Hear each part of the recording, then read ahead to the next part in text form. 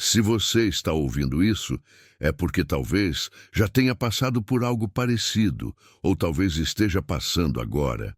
Antes de continuar, deixe um comentário dizendo de que cidade você está me ouvindo e se já viveu algo similar. E se este relato tocar você de alguma forma, considere se inscrever no canal. Sua companhia nesta jornada significa mais do que você imagina. Meu nome é Daniel. Tenho 32 anos e por muito tempo acreditei que estava perdendo a sanidade. Não porque eu realmente estivesse louco, mas porque alguém que eu amava profundamente me convenceu disso. Esta é a história de como descobri que às vezes as pessoas mais próximas de nós são capazes das maiores crueldades e como a verdade, por mais dolorosa que seja, sempre encontra um jeito de vir à tona. Tudo começou há 3 anos, quando conheci Marina em um curso de especialização em marketing digital. Ela era daquelas pessoas que iluminam qualquer ambiente que entram.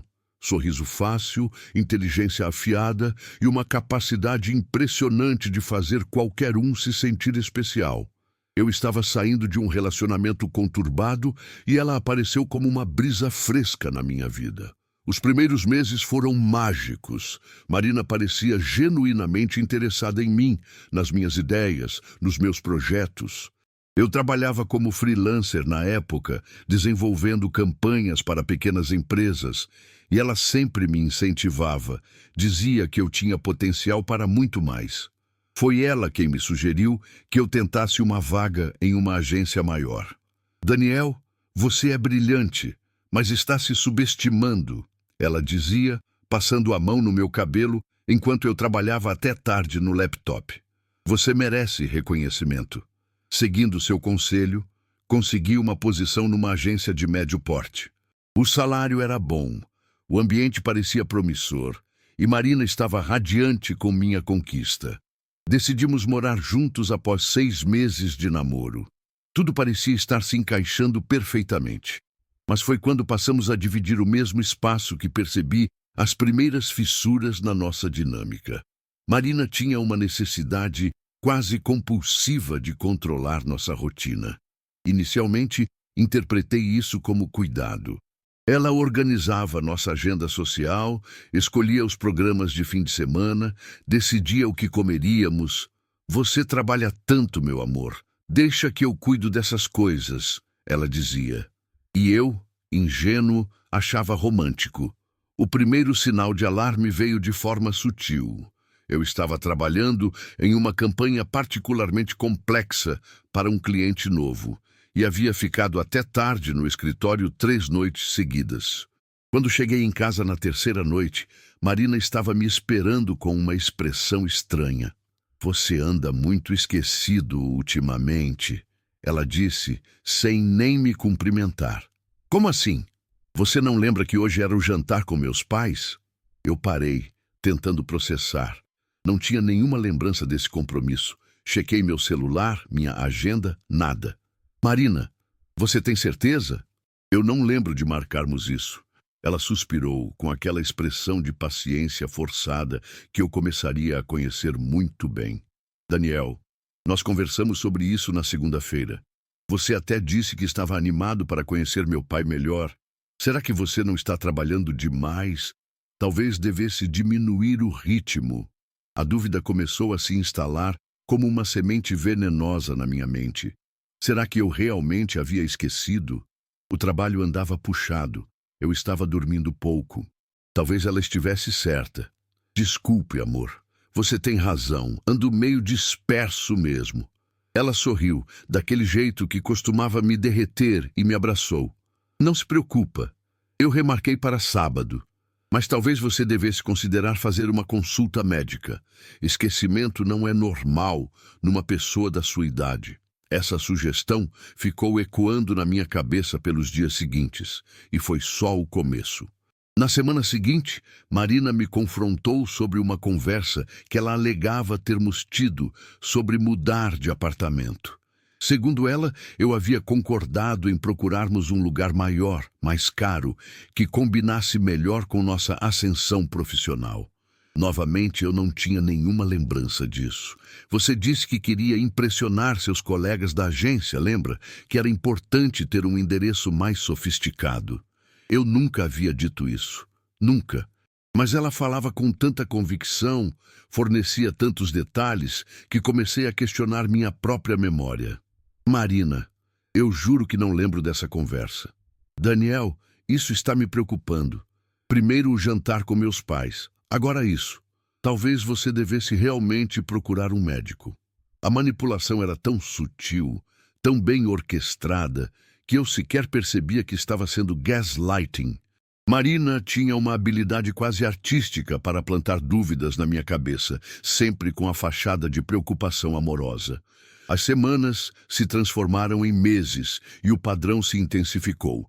Ela começou a questionar não apenas minha memória, mas minha percepção da realidade. Alegava conversas que nunca aconteceram, compromissos que nunca foram marcados, promessas que nunca fiz. Você está ficando paranoico, ela dizia quando eu questionava suas versões. Está vendo problemas onde não existem. O mais cruel era como ela manipulava minha insegurança. Sempre que eu demonstrava dúvida ou confusão, ela suspirava com aquela expressão de quem estava lidando com uma pessoa difícil. Daniel, eu te amo, mas você precisa aceitar que sua memória não está confiável ultimamente. Não é culpa sua, mas negar não vai resolver.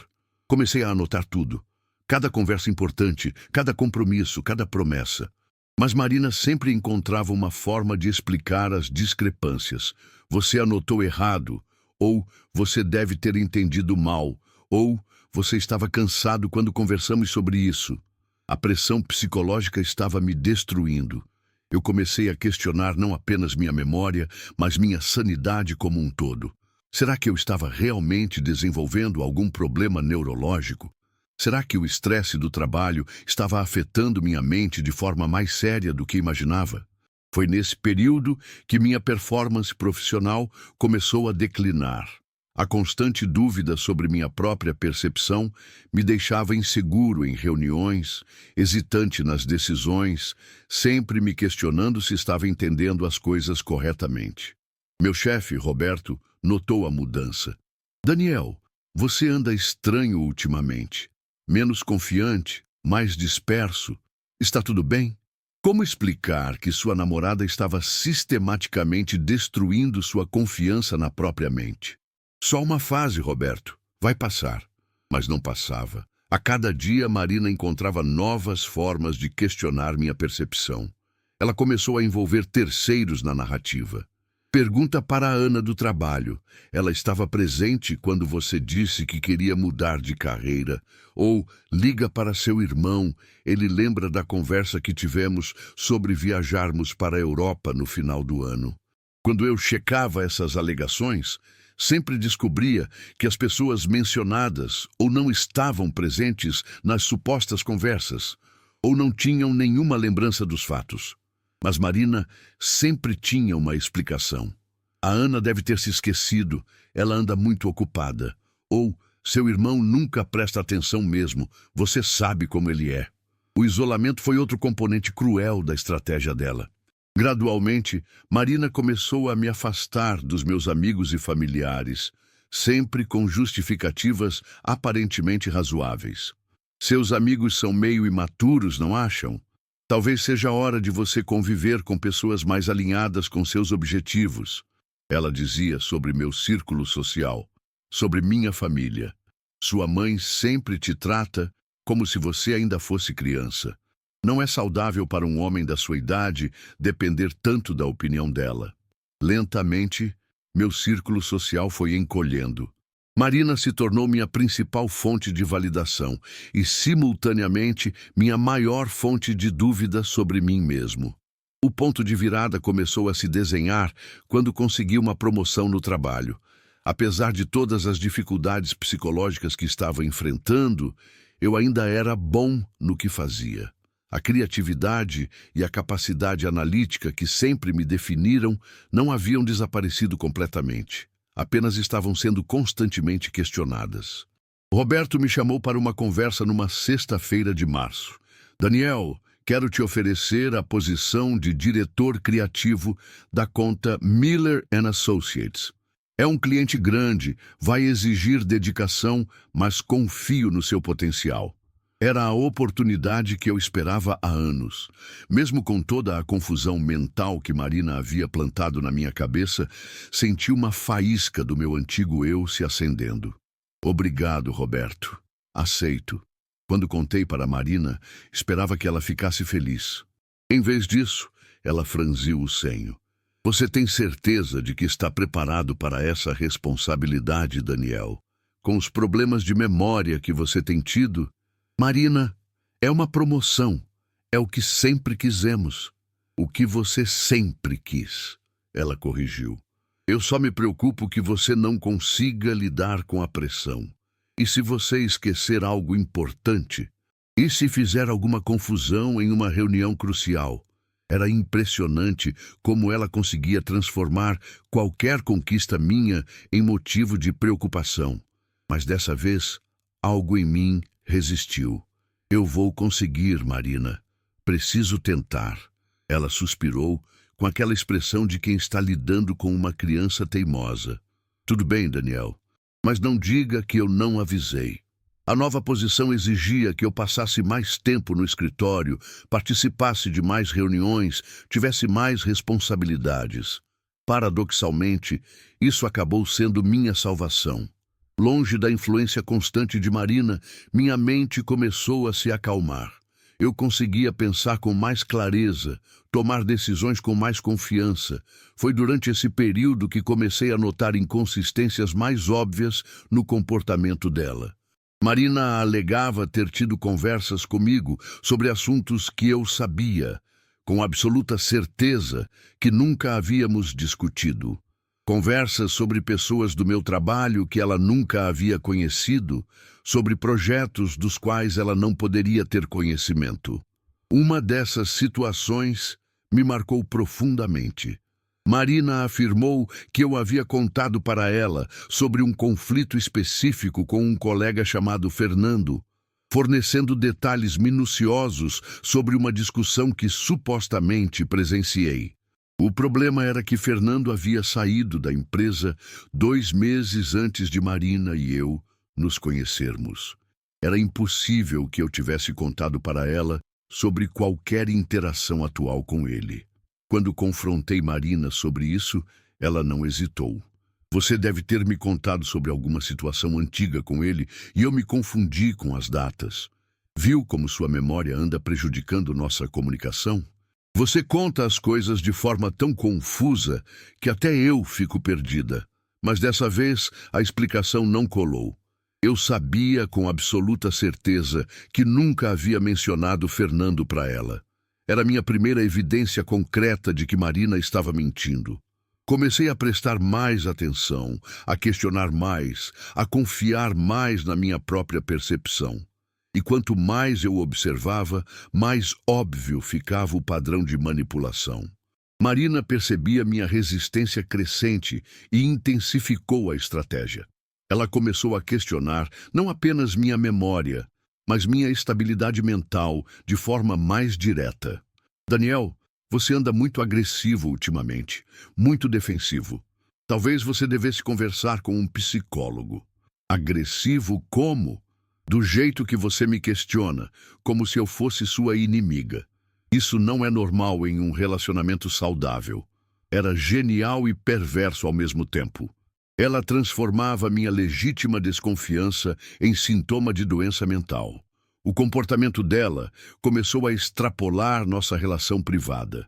Marina começou a fazer comentários sutis sobre minha instabilidade para pessoas do nosso círculo social. O Daniel anda muito estressado no trabalho novo. Às vezes fica meio... Sabe como é, né? Ela dizia, fazendo aquele gesto vago com a mão, deixando implícito que algo estava errado comigo. Ou eu me preocupo com ele. Às vezes ele fica bem confuso sobre coisas que conversamos. Espero que seja só cansaço. Essas informações chegavam até mim através de amigos bem-intencionados que se preocupavam comigo, o que só aumentava minha sensação de isolamento e dúvida sobre mim mesmo. O clímax dessa campanha difamatória aconteceu durante um churrasco na casa de um casal de amigos mútuos, Lucas e Carla. Era aniversário da Carla. E Marina insistiu que fôssemos, apesar de eu estar exausto por uma semana particularmente puxada no trabalho. Durante a festa, Marina ficou sendo o centro das atenções, contando histórias engraçadas, sendo carinhosa com todos. Mas percebi que, sutilmente, ela estava construindo uma narrativa sobre mim. O Daniel anda tão sobrecarregado no trabalho novo. Às vezes, ele chega em casa completamente fora de si, não consegue nem lembrar o que comeu no almoço, ela dizia, com uma risadinha preocupada. Outro dia, ele me perguntou 3 vezes a mesma coisa. Fiquei preocupada, sabe? Burnout pode causar sintomas bem sérios. As pessoas olhavam para mim com uma mistura de pena e desconforto. Eu me sentia como um animal em exposição, sendo estudado e julgado. Talvez você devesse tirar umas férias, Daniel, sugeriu Lucas. Relaxar um pouco. Eu já sugeri isso para ele várias vezes, Marina complementou. Mas ele insiste que está tudo bem. Às vezes é difícil fazer a pessoa aceitar que precisa de ajuda, né? Eu queria gritar, queria explicar que não estava louco, que Marina estava distorcendo tudo. Mas sabia que qualquer reação mais exaltada seria interpretada como confirmação da narrativa que ela estava construindo. Fiquei calado, engoli a raiva e prometi a mim mesmo que descobriria uma forma de provar o que estava acontecendo. A oportunidade surgiu 3 semanas depois, de uma forma que eu nunca poderia ter previsto. Eu estava trabalhando em casa numa terça-feira, aproveitando o home office para adiantar um projeto complexo. Marina havia saído para almoçar com umas amigas e disse que voltaria no final da tarde. Meu celular tocou por volta das 2 da tarde. Era uma chamada de vídeo de Marina. Atendi, imaginando que ela queria falar sobre alguma coisa que havia esquecido de mencionar antes de sair. Oi, amor, tudo bem? Mas não era Marina quem aparecia na tela. Era um homem que eu não reconhecia, parecendo desconfortável e nervoso. Oi, você é o Daniel? Sou. Quem é você? Cadê a Marina? O homem olhou para alguém fora do quadro, claramente hesitante. Ela está aqui comigo. Eu sou o Rodrigo. A gente está junto há uns 8 meses. O mundo parou. Como assim juntos? Rodrigo engoliu em seco. Olha, cara, eu descobri hoje que ela tem um namorado. Ela sempre disse que era solteira. Eu não sabia de você, juro. Ainda não conseguia processar completamente o que estava ouvindo. Onde vocês estão? Num apartamento que ela disse que era dela. Mas tem suas fotos aqui, suas coisas. Era nosso apartamento. Marina havia levado outro homem para nossa casa. Escuta, Rodrigo continuou. A Marina está no banheiro, mas ela não sabe que eu peguei o celular dela. Cara, eu achei umas coisas muito estranhas aqui. Que tipo de coisas? Ela tem um caderno com anotações sobre você. Coisas que ela planeja falar, situações que ela quer criar. É bizarro, cara. Meu coração disparou. Você pode me mostrar? Rodrigo hesitou, mas acabou virando a câmera. Na tela, pude ver um caderno aberto com a letra de Marina. Páginas e páginas de anotações sobre mim, sobre nossas conversas, sobre estratégias para me fazer questionar minha própria sanidade. Daniel está muito confiante ultimamente. Preciso criar uma situação para abalar essa confiança, dizia uma das anotações. Inventar conversas sobre mudança de apartamento. Usar detalhes específicos para soar convincente. Mencionar para os amigos que ele está instável. Usar tom de preocupação para soar genuíno.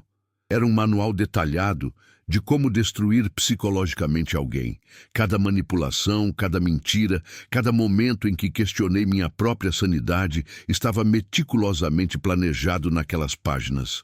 Cara, isso é doentio, Rodrigo murmurava, folheando o caderno. Você pode gravar isso? Por favor? Rodrigo começou a filmar as páginas, uma por uma. Eram evidências irrefutáveis do que Marina havia feito comigo. Tem mais coisa, ele disse. Ela tem prints de conversas suas com outros caras no WhatsApp, vários caras, e tem anotações sobre cada um, como se ela estivesse estudando vocês. Era pior do que imaginava. Marina não era apenas uma manipuladora impulsiva, era uma predadora calculista. Por que você está me mostrando isso? Porque isso é psicopatia, cara. Ninguém merece passar por isso. E porque ela tentou fazer a mesma coisa comigo. Hoje cedo, ela disse que eu havia prometido comprar um anel para ela. Eu nunca disse isso, nunca. Quando questionei, ela disse que eu estava ficando esquecido, que talvez devesse procurar um médico. Rodrigo entendeu o padrão porque estava vivenciando o início dele. Escuta, ela vai sair do banheiro a qualquer momento. Eu vou mandar essas gravações para você e vou embora. Você decide o que fazer com essa informação. A ligação foi encerrada e alguns minutos depois, meu WhatsApp explodiu com vídeos e fotos das evidências que Rodrigo havia encontrado. Passei o resto da tarde estudando o material. Era impressionante a frieza com que Marina havia documentado sua campanha de destruição psicológica. Havia anotações sobre minha rotina, meus medos, minhas inseguranças, tudo sendo usado como munição para me fazer questionar minha própria realidade. Uma das anotações mais perturbadoras dizia: Daniel tem personalidade forte e autoestima natural alta. Vai ser um desafio interessante quebrar isso sem que ele perceba. Quebrar. Essa era a palavra que ela usava. Não manipular, não convencer. Quebrar. Marina chegou em casa por volta das 7 da noite, agindo como se nada tivesse acontecido. Oi, amor. Como foi o dia? Olhei para ela e senti uma mistura de nojo, raiva e pena.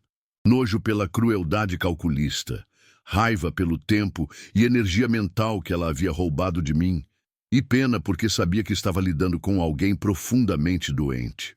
Marina, preciso te mostrar uma coisa. Peguei meu laptop e abri os vídeos que Rodrigo havia mandado.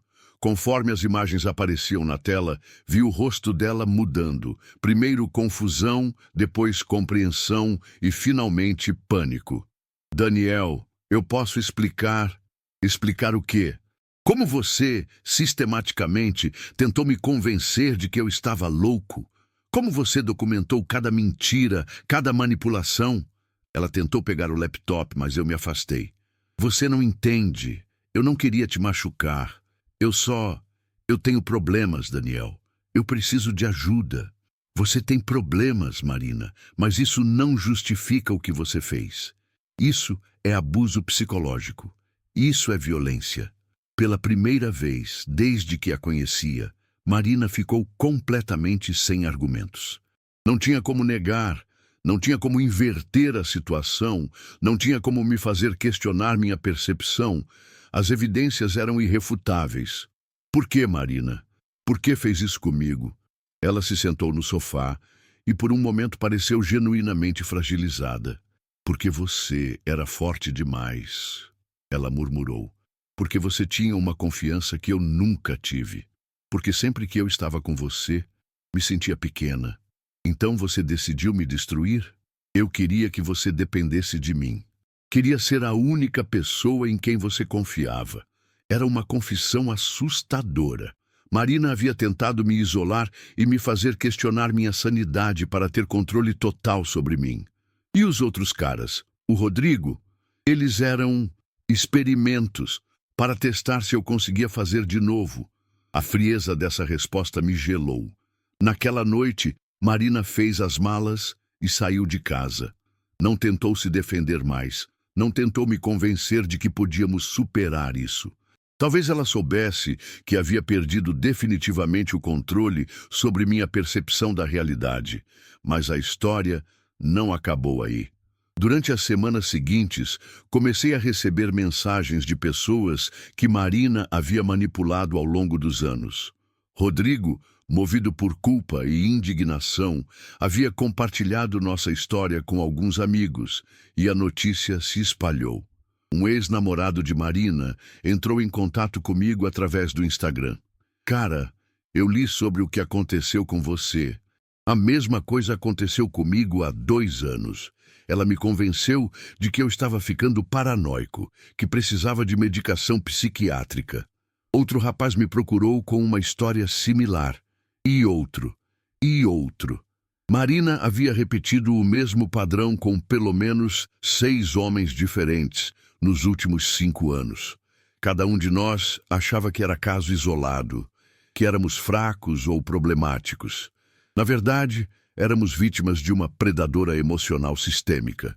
Decidimos nos organizar, não para a vingança, mas para a proteção mútua e de outros possíveis alvos.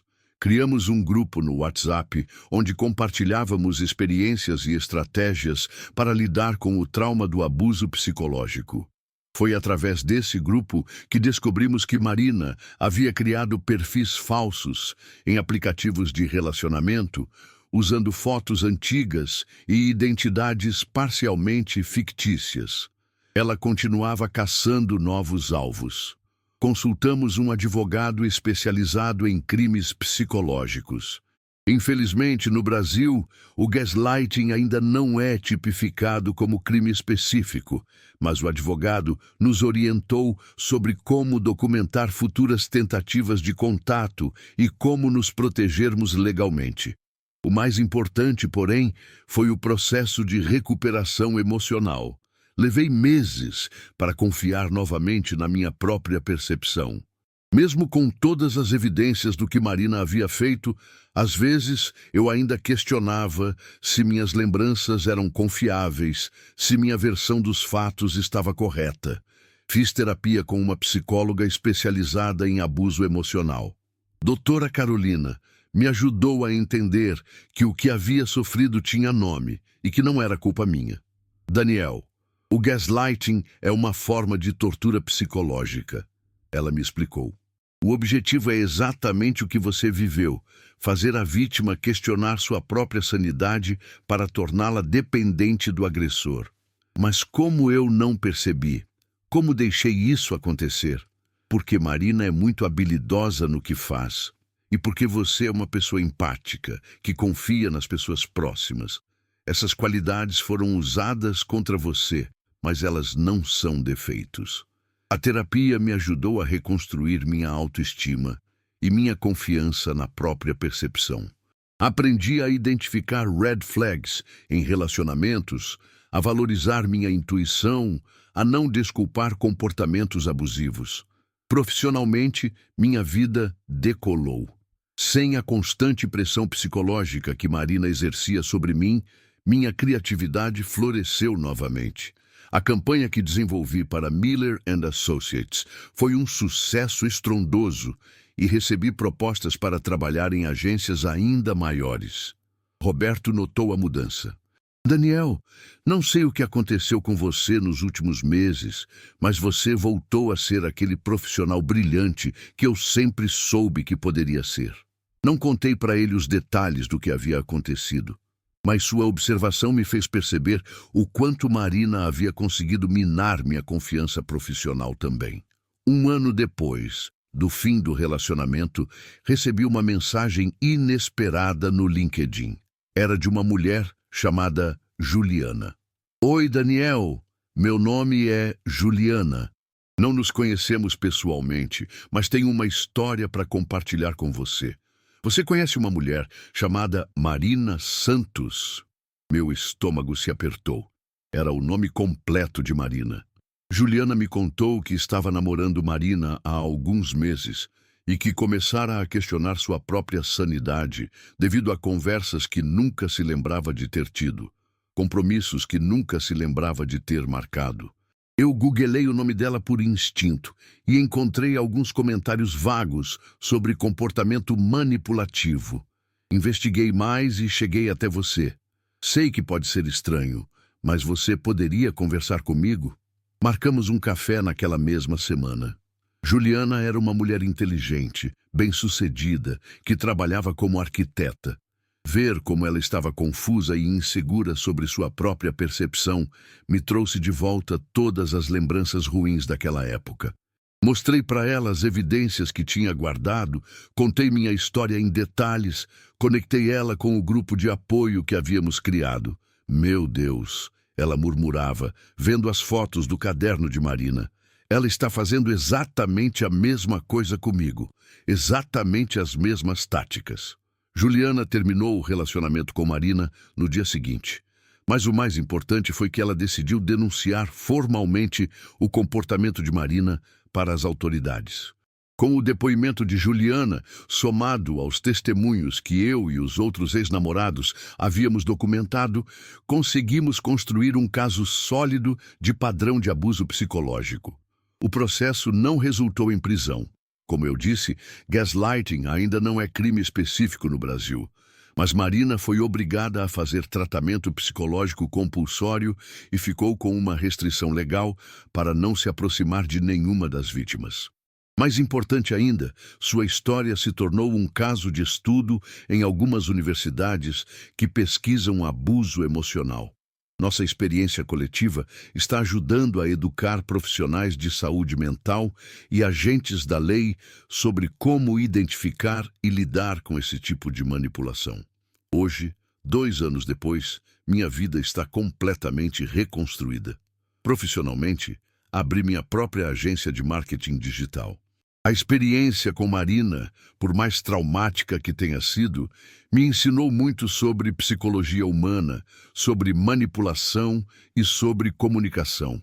Uso esse conhecimento para criar campanhas mais eficazes e éticas. Pessoalmente, estou namorando uma mulher incrível chamada Sofia há 8 meses. No início foi difícil confiar novamente, questionar constantemente se estava interpretando os sinais corretamente. Mas Sofia é paciente, compreensiva e completamente transparente em sua comunicação. Daniel, se você tiver dúvida sobre qualquer coisa que eu disse ou fiz, me pergunta diretamente. Nunca vou te fazer questionar sua própria percepção. Ela me disse logo no começo do nosso relacionamento. É libertador estar com alguém que valoriza a clareza e a honestidade acima de jogos psicológicos. O grupo de apoio que criamos ainda existe e cresceu. Hoje somos 15 pessoas, entre homens e mulheres que sofreram diferentes tipos de abuso emocional. Nos encontramos mensalmente e mantemos contato constante via WhatsApp. Virou quase uma missão pessoal ajudar outras pessoas que passam por situações similares. Criei um canal no YouTube onde falo sobre relacionamentos tóxicos e manipulação emocional. Não uso meu nome real, uso o pseudônimo de Daniel Sobrevivente, mas compartilho minha experiência para que outras pessoas possam identificar os sinais mais cedo do que eu identifiquei. Um dos comentários que mais me marca veio de um rapaz de 24 anos. Cara, eu estava começando a achar que estava ficando louco. Minha namorada faz exatamente o que você descreveu no seu vídeo. Obrigado por me ajudar a entender que não sou eu o problema. Esse tipo de feedback me mostra que nossa dor serviu para alguma coisa maior. Cada pessoa que conseguimos ajudar torna todo o sofrimento que passamos um pouco mais significativo. Aprendi que predadores emocionais como Marina são mais comuns do que imaginamos. Eles não são necessariamente pessoas obviamente malévolas. Na verdade, muitos deles são charmosos, inteligentes, carismáticos, sabem exatamente como conquistar confiança para depois destruir por dentro.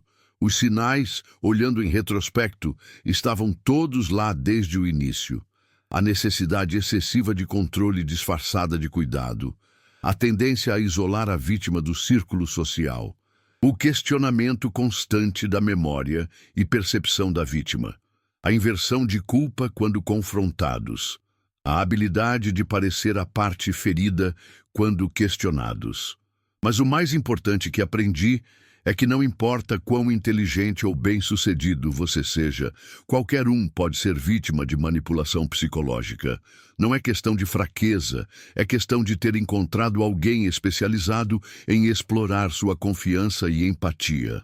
Marina ainda tenta me contactar ocasionalmente. Ela criou perfis falsos no Instagram, no Facebook, até mandou e-mails de contas diferentes, sempre com o mesmo padrão. Primeiro tentando parecer arrependida e mudada, depois tentando plantar dúvidas sobre minha versão dos fatos. Daniel, você realmente acha que eu planejei tudo aquilo? Talvez você esteja interpretando minhas anotações de forma mais sinistra do que realmente eram, dizia uma das mensagens recentes. Mesmo depois de tudo, depois de todas as evidências, ela ainda tenta usar as mesmas táticas. É impressionante e assustador ao mesmo tempo. Bloqueio todos os contatos, documento tudo e sigo em frente. Não guardo rancor, mas também não vou dar a ela nenhuma oportunidade de voltar a mexer com minha cabeça. Uma das maiores lições que essa experiência me trouxe foi sobre a importância de confiar na própria intuição. Durante todo o relacionamento com Marina, meu instinto me dizia que algo estava errado. Mas eu ignorava esses sinais, porque confiava mais na palavra dela do que na minha própria percepção. Hoje, quando algo não me parece certo, eu investigo. Não de forma paranoica, mas de forma consciente. Confirmo informações, peço esclarecimentos, não aceito respostas evasivas. Sofia, minha namorada atual, entende completamente isso. Quando comecei a contar minha história para ela, no terceiro mês de namoro, ela me ouviu sem julgamentos. Daniel, o que você viveu foi terrível, mas também te tornou uma pessoa mais consciente sobre relacionamentos. Isso não é trauma, isso é sabedoria adquirida através da dor. E ela estava certa. Hoje eu reconheço red flags que antes passariam despercebidos. Valorizo a comunicação direta, a transparência, a coerência entre palavras e ações. O processo de cura não foi linear. Houve momentos em que a raiva voltava com força total. Momentos em que eu questionava se realmente estava interpretando a situação corretamente, se não estava sendo injusto com Marina. Nesses momentos, eu voltava às evidências, relia o caderno dela, revia as gravações, conversava com outros membros do grupo de apoio. A verdade documentada me ancorava quando a dúvida tentava se infiltrar novamente. Doutora Carolina me explicou que isso é normal. Vítimas de gaslighting desenvolvem uma espécie de síndrome do impostor emocional. Mesmo com evidências claras do abuso, às vezes vocês questionam se realmente foram vítimas. É parte do processo de recuperação. Entender isso me ajudou a ser mais paciente comigo mesmo durante a jornada de cura. Outra coisa importante que aprendi foi sobre a diferença entre perdão e reconciliação. Hoje eu posso dizer que perdoei Marina.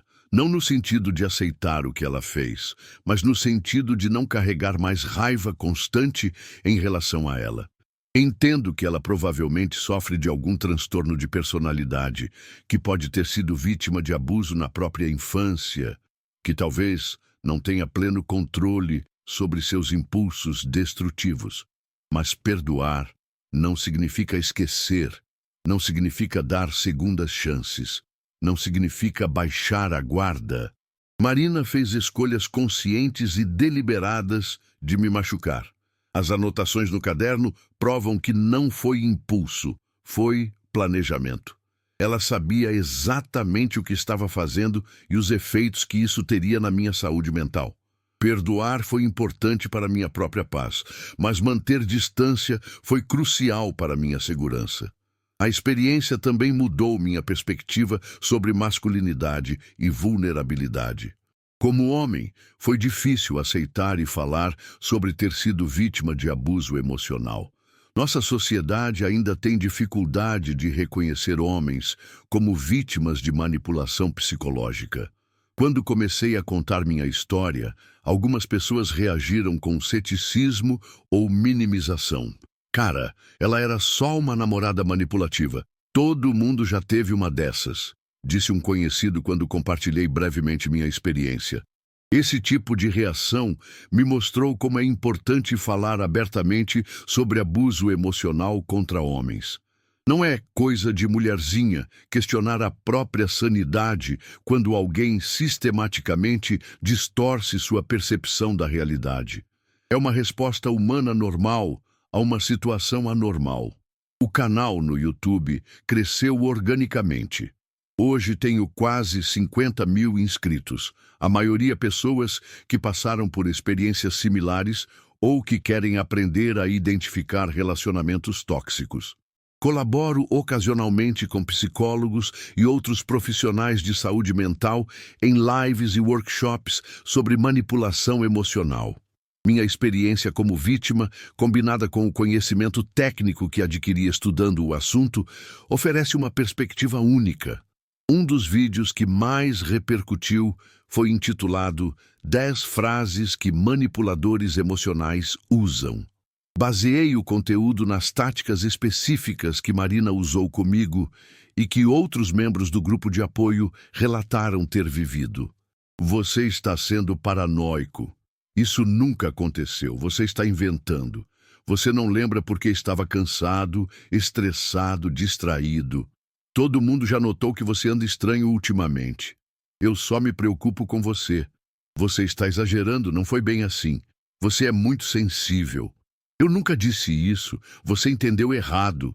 Você está me fazendo de vilã por nada. Se você me amasse, confiaria em mim. O vídeo teve mais de 200 mil views em 2 semanas. Os comentários eram um mix de pessoas se identificando e pessoas que finalmente entendiam o que haviam vivido em relacionamentos passados. Uma mulher comentou: meu ex-marido falava 8 dessas 10 frases quase diariamente durante nossos 5 anos de casamento. Eu achava que o problema era comigo. Um homem escreveu: minha ex usava essas mesmas táticas. Cheguei a fazer consulta com um neurologista porque achei que estava com problemas de memória. Esses comentários me lembram constantemente de por que é importante compartilhar nossa história, mesmo quando é doloroso revisitar esses momentos. A agência que abri está indo muito bem. Focamos em campanhas que valorizam relacionamentos saudáveis e comunicação honesta. É quase uma missão pessoal usar minhas habilidades profissionais para combater a cultura de manipulação e jogos psicológicos que existe em muitas áreas da vida. Trabalho com ONGs que combatem violência doméstica, com aplicativos de relacionamento que querem promover interações mais autênticas, com empresas que valorizam ambientes de trabalho psicologicamente seguros. Um dos projetos mais gratificantes foi uma campanha para um centro de apoio a vítimas de abuso emocional. Desenvolvemos uma série de materiais educativos sobre gaslighting, manipulação e relacionamentos tóxicos. A campanha resultou em um aumento de 300% na procura por atendimento do centro. Centenas de pessoas finalmente encontraram palavras para descrever o que estavam vivendo e buscaram ajuda. Sofia me acompanhou no lançamento da campanha. Ver o impacto positivo que nossa dor transformada em ação estava tendo na vida de outras pessoas foi um momento profundamente emocional para nós dois. Você transformou uma das piores experiências da sua vida em algo que está salvando outras pessoas, ela me disse naquela noite. Isso é incrível, Daniel. E ela tinha razão. A jornada foi dolorosa, mas o destino valeu a pena. Hoje, quando olho para trás, não sinto mais raiva. Sinto gratidão. Gratidão por ter descoberto a verdade antes que Marina conseguisse me destruir completamente. Gratidão por ter encontrado força para reconstruir minha vida. Gratidão pelas pessoas incríveis que conheci durante o processo de cura. Principalmente, sinto gratidão por ter me tornado uma pessoa mais consciente, mais empática, mais capaz de reconhecer e valorizar relacionamentos genuinamente saudáveis. Marina tentou me quebrar, mas acabou me tornando mais forte. Tentou me isolar, mas acabou me conectando com uma comunidade incrível de sobreviventes e apoiadores.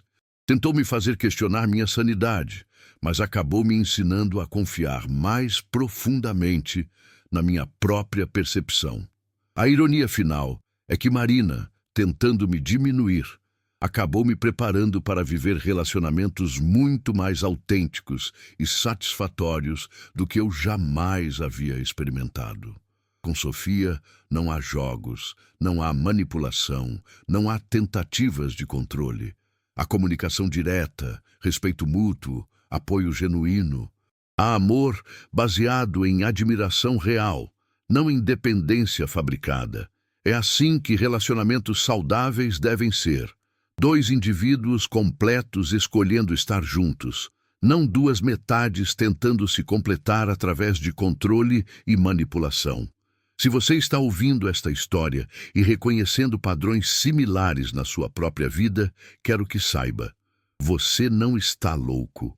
Sua percepção provavelmente está correta.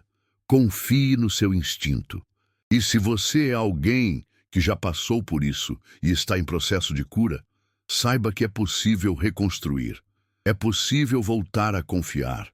É possível transformar a dor em sabedoria e a experiência ruim em ferramenta para ajudar outras pessoas. A verdade sempre encontra um jeito de vir à tona. Às vezes demora, às vezes dói, mas ela sempre emerge. E quando isso acontece, a sensação de validação e libertação vale toda a dor do processo.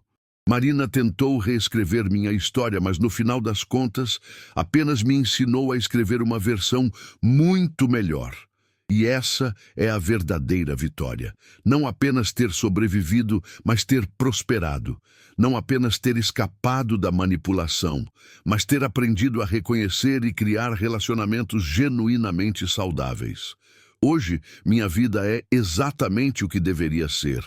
Autêntica, consciente e verdadeiramente minha. E por mais que Marina tenha tentado me convencer do contrário, eu sempre soube quem eu era. Apenas precisei de tempo e evidências para confiar novamente nessa certeza. A gravação que Rodrigo fez naquele dia foi o ponto de virada, mas a verdadeira cura veio de dentro. Veio de escolher me valorizar, me proteger e me reconstruir de forma mais forte e mais consciente. Se você está passando por algo similar, lembre-se, você não está sozinho, você não está louco e você merece relacionamentos baseados em respeito e honestidade. A verdade pode doer, mas também liberta. E a liberdade, por mais difícil que seja o caminho para conquistá-la, sempre vale a pena. Obrigado por me ouvir. Compartilhar essa história ainda é doloroso às vezes, mas sei que pode fazer diferença na vida de alguém. E se fez diferença na sua, deixe um comentário contando sua experiência. Às vezes, saber que não estamos sozinhos é o primeiro passo para a cura. Lembre-se de se inscrever no canal se este relato tocou você de alguma forma. E, principalmente, lembre-se de confiar na sua própria percepção. Ela é mais confiável do que qualquer pessoa que tenta te convencer do contrário. Até a próxima história e cuidem-se sempre.